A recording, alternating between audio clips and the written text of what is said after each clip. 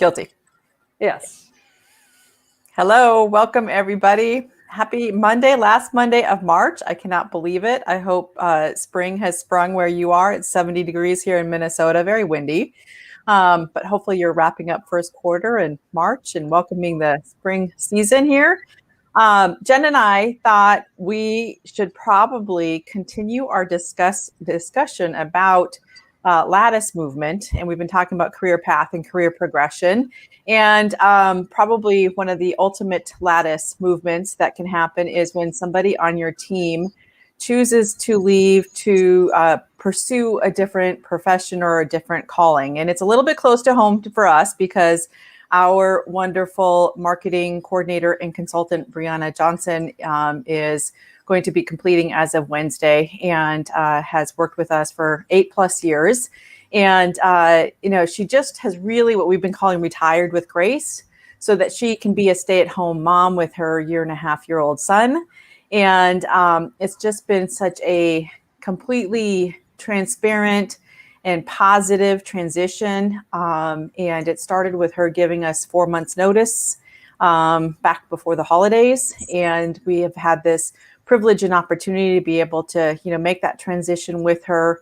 And it's just been such a positive, uplifting experience, both for us and for our team and our clients. And we just thought we would, use it as an example of what might be possible, when somebody would like to go do something else instead of hiding it or covering it up or not telling, folks, feeling guilty, all of that stuff that comes around those feelings, I think, instead of saying, hey, this is what my dream is right now. This is what's next for me. How can we make this happen? So, Jen, I don't know if there's anything from a setup perspective you want to add to that.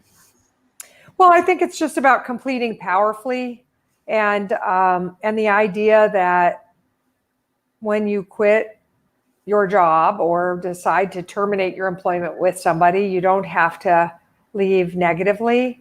And as an employer on the HR side, which is what this discussion is sort of focused on, how can we get our firm leaders, our department heads, our service line leaders, the people who manage these folks, to create an environment that has people want to complete powerfully, and where we can leave and part friends, and we can have sort of a clean getaway and a positive, uplifting departure in the eyes of everyone else, that it's sort of win-win-win or something. And I think most firms view people quitting as a failure of some kind, or, a failure of theirs for quitting, or a failure of the firms because they quit. And I think that we've had all different kinds of ways of seeing it treated in our professional careers, most of us. Somebody gives notice and they're marched out the door. The minute you quit, you are a loser. You are persona non grata. Your passwords will be turned off by lunch. You are out. And none of us wants to do that. So I think when in environments that treat people who quit like that, or even slightly better than that, but still kind of, harshly or banished or out of the clique or something, once they give notice, everyone else takes note of that. And they think, wow, this place really gets upset when you quit. So when I do it, I'm going to wait to the very last minute to tell them. And, we can create an environment where people will leave us and it's not a good leaving. Or we can create an environment where if our people are good and we've had good relationships, we can figure out together how to have that departure occur. And I just think that it's about completing powerfully. And you could say, well, and Tamera and I were debating this a little bit, can we really control what the employee does? No, of course you can't. But you can create an environment and an example that gives them the feeling of what's possible when they're ready to jump to a ladder that's not yours. So I think that's so great. And I'm going to drag us all the way back to, we've been talking about how do we, help people define and develop their career paths, and telling us, what are their dreams? What are their hopes? What do they want to do more of? What do they want to do differently? And sometimes that might mean I want to stay home with my baby boy. Sometimes it means I want to open up a pet care business. Sometimes it means I want to support my husband's business. I mean, there's all kinds of things that it could mean. And so if we create that environment that you're talking about, how could we do that so that we are having those, vulnerable, trusting, transparent conversations in our career coaching conversations?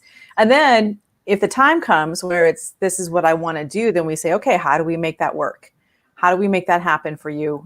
Yes, we might be sad for us. Yes, there's that self-interest that it's going to impact, but I want you to be better. I want you to be fulfilled, having worked with us, having, been part of our team. And so if we start there, then we can, figure out how do we facilitate that?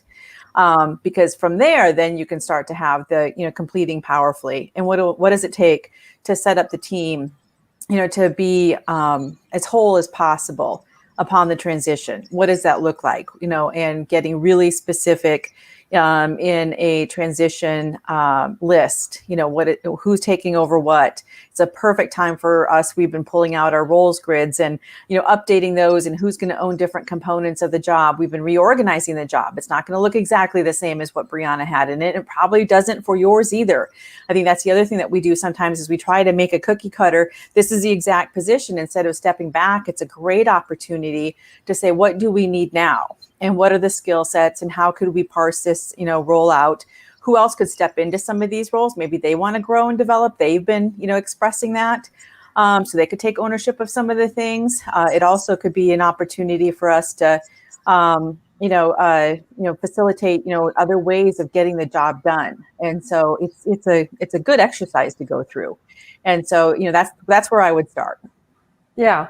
And Tamera, I love what you said about, we've talked about, what are your hopes and dreams and what do you most love about the work and why? And what do you not like about the work and why? If we don't ask those questions because we don't want to know the answers, we'll find out sooner or later when the people try to leave us. But if sometimes they tell us answers that mean they're going to leave our department or they mean they're going to leave our client engagements because they want to try something else, or they might mean they're going to leave our firm, at least we know. We asked and we listened and we know. And in the case of our dear Brianna, she not only wanted to stay home, but she also, a long time ago, many years ago, expressed a significant interest in health and wellness.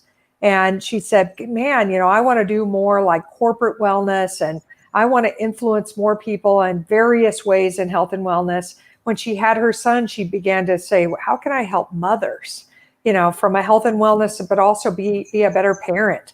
And so all the way along, as she expressed those interests, we would say, hey, well, let's create some health and wellness learning materials and go ahead and write about health and wellness for our blog.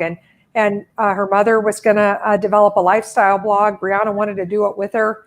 It was a side gig, if you will, but we supported it. We knew it was a passion of Brianna's. Well, she's going to stay home with her son, but she's also going to continue to pursue and further this health and wellness lifestyle blog and the things that she's doing with young mothers. And, we just support that, but it's been coming for a while.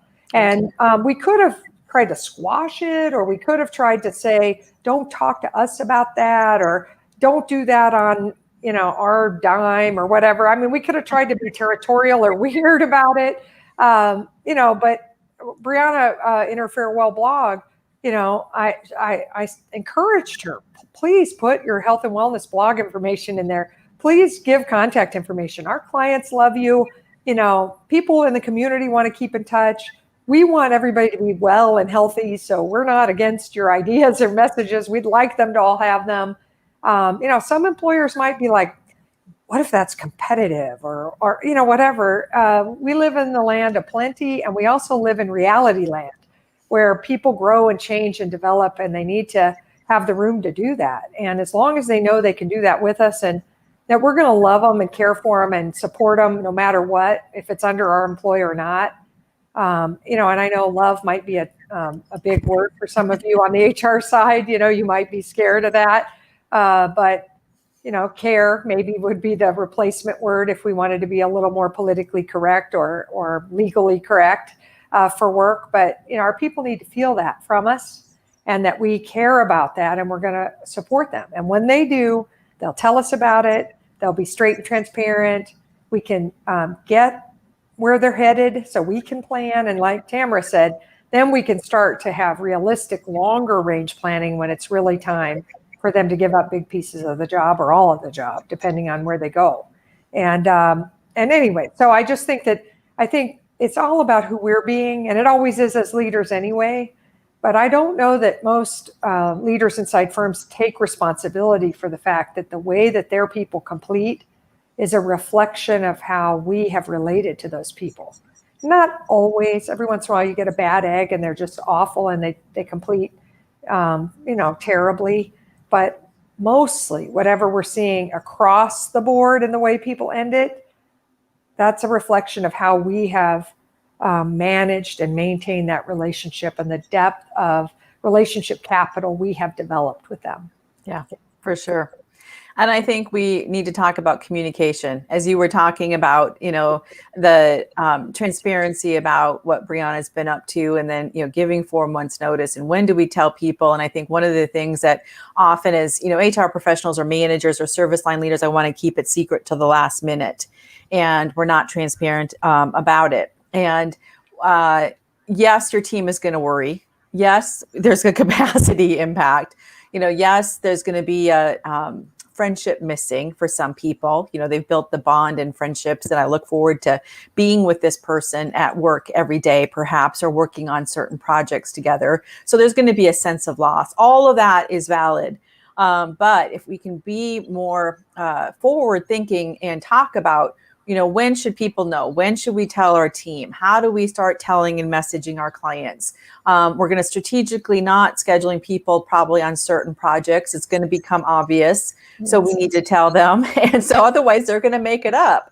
They're going to wonder what's going on. And we've said before, in the absence of information, people make it up, and it's out of fear and worry. So instead we would, tell them what's going on. And then at the same time say, and we're planning for a replacement. And here's the steps we're taking. We're redefining the role first. We're going to be, placing, a job ad, or we'll give you the job description so that you can, share it with your community, so that I can tell them, here's the steps, and then keep them posted along the way so they know. We had a longer runway with this one. You don't always get that luxury. It's wonderful when it happens. So we had to, time out the communications, and keep people informed along the way, especially our team.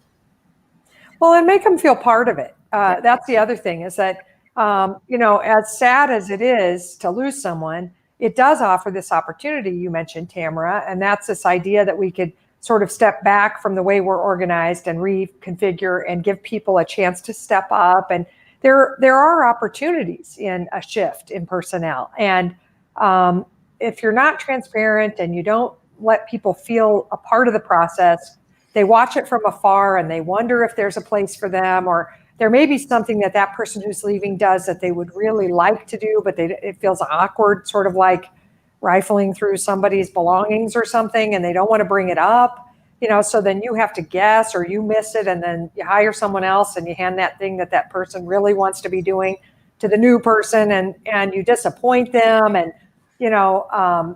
sometimes, like we had a change as we placed this ad. We changed the title, and a part of the title was similar to somebody else's title. And we had to manage that because we didn't want them to think that was like some sort of a replacement strategy for them, but it was instead to provide them more support and maybe lighten their load a little. And we've had to be, and have our people involved all the way along. And one thing about it, and we have a small business, there are only 10 of us, so we're smaller than a lot of you listening at Convergence, but we work with lots of firms that are larger. And one thing that is for sure is that the leaders, the higher up you go, the less you know about the gory details of what your people do. Right. And the less you understand the business process, or the volume of time that it takes, or the degree of automation, or really how many tasks make up each bullet on the job description, the more removed you are from that. And so thinking that you by yourself then can tack together the job description and find the right person with the right skills without others who are closer to it being involved is goofy, I think. And I know we do it, but I don't know why. I think it's maybe because we don't want to be transparent about the whole thing. I don't know. I don't really know what it is, but we have really involved our folks and given them lots of opportunity to pick through that job description and talk to us about how they'd like to see it organized and what they want to see more of and less of in the new person. And we're going to have them involved in the interview process and the assessment process and all the way along so that they feel bought in to the new role and the new person, and, a stake in welcoming them and helping onboarding them and those kinds of things too. Yeah. And you made me laugh. I was thinking as we were going through the updates and what the different components of the job are. In our case, some of it we've been doing for so long, we forgot. Why are we doing this again? What do we do? We were going through our CRM and Salesforce and just like going back 20 years, literally. And it's really a time to dust it off. And first of all, remind us and then some of our newer people, this is why this is important. There was some good messages in there, but also it's a great time to say, gosh, we don't need to do that anymore. Exactly. Where can we streamline this? How, talk about lean efficiencies. What could we stop doing? So, gosh, it's been such a blessing from that perspective as well for us to have to dig into that. At first, we're like, we don't have time for this.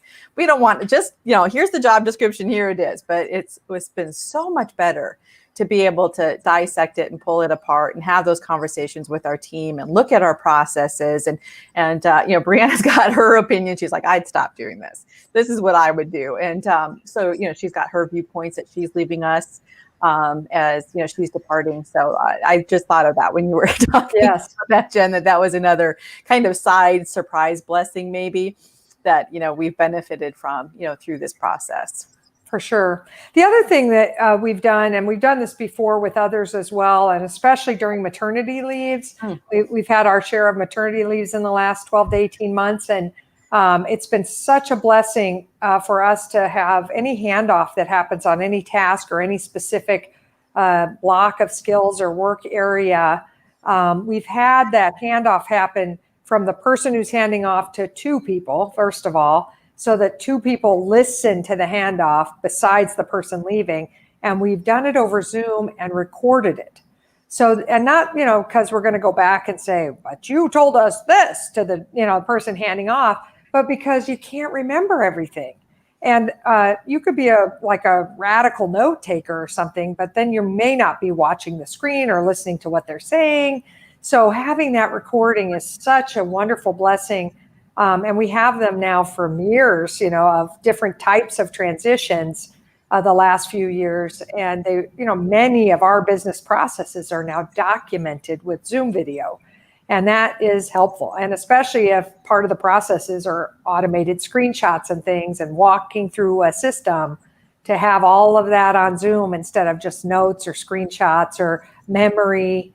Somebody's going back and trying to remember screen to screen, they could go back to the Zoom and look. And so that's just another thought. And when you complete powerfully with people, they're comfortable doing a handoff like that. They want it to be documented. One of the things that, and this is good for people quitting, this is good for people retiring, this is good for people being promoted. This is good for me transitioning my clients to you. Maybe I have a client I'm transitioning. I'm going to tell you the story of this partner and that partner and the different engagements we've done. And, so this works not just with people quitting. It works in so many different ways, but most of us want to leave a legacy. Mm-hmm. Most of us want to leave something positive behind. It's a little bit like our whole career at the firm. We're planting these little trees and plants and shrubs and bushes and things. Now we have to hand them off to get somebody else to keep them watered and fertilized and pruned and keep them alive and successful. And we don't want it to be botched up.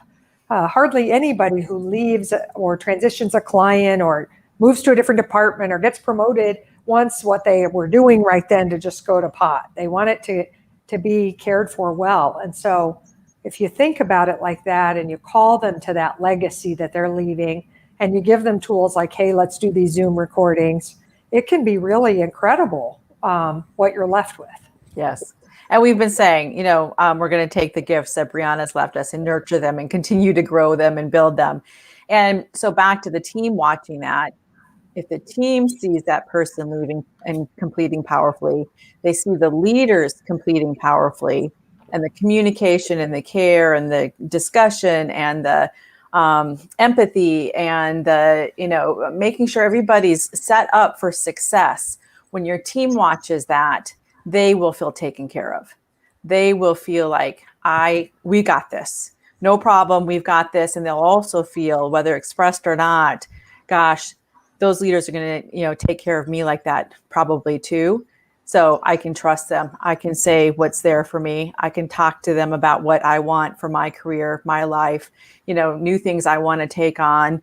And it just elevates that level of trust and that level of collaboration and relationship among the team as they're watching and participating in this entire process. So super important.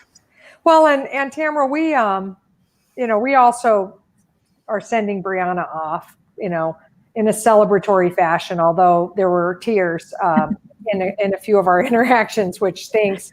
But we're wishing her so much well. And so, 8 years is a long time to be with an organization. And, we felt like we needed to, do multiple fun things. We did a trivia contest, about Brianna's life at Convergence. And we created a cookbook because she's into cooking, and we all gave recipes and pictures and created a hardbound cookbook for her. And, aprons for her and her son. She has a little cooking segment called Brooks Cooks on Instagram, and we got them matching aprons for that. And, we've just been doing some stuff to let her know how much we love her and have the team be completely involved in that, not Jen and Tamara off in a corner trying to dream up, should we do a gift card? But instead to say to the team, like, what do you think we should do? And of course they're super creative and they love her too. And, and they of course executed it because we couldn't have pulled that off ourselves. But, just like somehow finishing with love. Yes. and with respect for the investment. Some could be mad, like 8 years, I invested 8 years in you and you're leaving me. Well, I don't know where we got this idea that like everybody's a lifer. You've got a life sentence, or something. That's not how it works. And so 8 years, man, she's trusted us for a long time. And anytime we asked her to leap, she did. She didn't even look down or wonder if there was a net or anything. She looked right at us in the eyes and took the jump. And anyway, I just think that so many of your people are the same way. And somebody will leave after 8 years and we barely do a happy hour for them. Right. And I think that's sad. And I'm not saying we should spend a bunch of money on them or any of that. That's not what it's about. It's about the even a handwritten thank you note. Just really acknowledging how powerful they were, what a great person, they were while they worked with us, and what wonderful legacy they're leaving, and how much we appreciate the way that they're leaving. Just that alone, something to really say, we got what you gave. Well, it shows the handprint that they're leaving.